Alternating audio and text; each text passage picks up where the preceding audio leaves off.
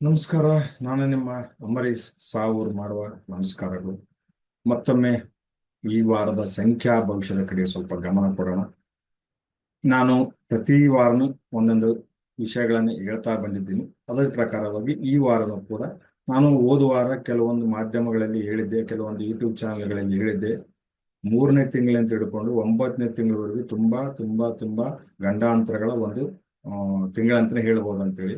3ನೇ ತಿಂಗಳಲ್ಲಿ ಶುರು ಆಗುತ್ತೆ. ಯಾರ್ಯಾರು ಸಿಡಿಗಳು ಸ್ಫೋಟಗಳು ಗೊತ್ತಿಲ್ಲ ಅಂತೇಳಿ ಅದು ಆಲ್ರೆಡಿ ವಿಧಾನಸಭೆಯಲ್ಲಿ ಸಿಡಿಗಳ ಬಗ್ಗೆ ಚರ್ಚೆ ನಡೀತು. ಅದರ ಬಗ್ಗೆ ಎಲ್ಲ ಸಣ್ಣ ಬಯಲಿಗೆ ಬರ್ತಾ ಇದೆ. ಇನ್ನು ಯಾರ್ಯಾರ ವಿಡಿಯೋಗಳು ಅಥವಾ ಸಿಡಿಗಳು ಬಯಲಿಗೆ ಬರ್ತಾವೆ ಗೊತ್ತಿಲ್ಲ. ನೋಡೋಣ, ಅದಕ್ಕೆ ಸಮಯನೇ ಉತ್ತರ ಕೊಡುತ್ತೆ ಅಂತ ಹೇಳ್ತಾ, ಈ ವಾರದ ನನ್ನ ಸಂಖ್ಯಾ ಭವಿಷ್ಯ ಹೇಗಿದೆ ಅಂದ್ರೆ ನಿಮ್ಮಗಳ ಸಂಖ್ಯಾ ಭವಿಷ್ಯ ನಾನು ಹೇಳೋದು ಹೇಗಿದೆ ಅನ್ನೋದ್ರ ಬಗ್ಗೆ ಸ್ವಲ್ಪ ನೋಡೋಣ. ಮೊದಲನೇದಾಗಿ ಸೋಮವಾರ ಅಂದ್ರೆ 24ನೇ ತಾರೀಕು ತುಂಬಾ ತುಂಬಾ ಚೆನ್ನಾಗಿದೆ. ಯಾವುದೇ ಶುಭ ಕೆಲಸಗಳನ್ನು ನೀವು ಮಾಡಿಕೊಳ್ಳಬಹುದು, ಯೋಗ್ಯ ಅಂತ ಹೇಳ್ಬೋದು.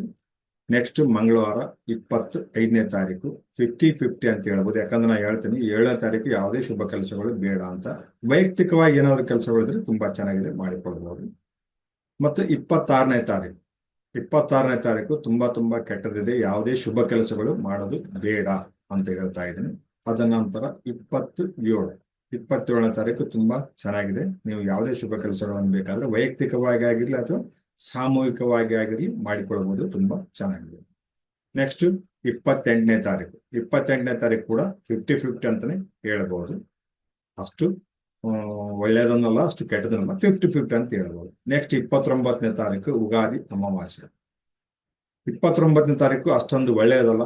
ಅಮಾವಾಸ್ಯೆ ಗ್ರಹಣ ಕೂಡ ಇರುತ್ತೆ, ಆದ್ರೆ ನಮ್ಮಲ್ಲಿ ಆಚರಣೆ ಇರೋದಲ್ಲ. ಆಚರಣೆ ಇಲ್ಲ ಅಂದ ಕ್ಷಣ ಭೂಮಿಗೆ ಅದರ ಎಫೆಕ್ಟ್ ಇಲ್ಲ ಅಂತಲ್ಲ, ಭೂಮಿ ಮೇಲೆ ಖಂಡಿತವಾಗಿ ಅದರ ಎಫೆಕ್ಟ್ ಇದೇ ಇರುತ್ತೆ. ಅದಕ್ಕೋಸ್ಕರ 29ನೇ ತಾರೀಕು ಅಮಾವಾಸ್ಯೆ ಇರೋದಕ್ಕೋಸ್ಕರ ಯಾವುದೇ ಶುಭ ಕೆಲಸಗಳನ್ನು ಮಾಡೋದು ಬೇಡ.